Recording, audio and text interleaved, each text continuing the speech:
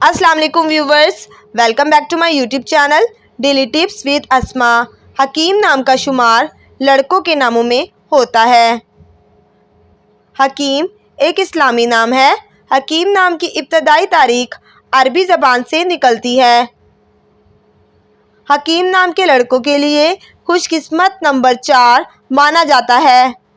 हकीम नाम का मतलब है दाना और तबीब। खुशकिस्मत दिनों के हिसाब से मंगल और जुमेरात का दिन शामिल है। हकीम नाम के लड़कों के लिए खुशकिस्मत धातों में हिंसों के हिसाब से तांबा और लोहा शामिल है। हकीम नाम का शुमार इंटरनेट पर सबसे ज़्यादा सर्च होने वाले नामों में से होता है। हकीम नाम के अफराद के लिए मुआफिक रंगों में नीला, बनफशी और काला रंग शामिल है।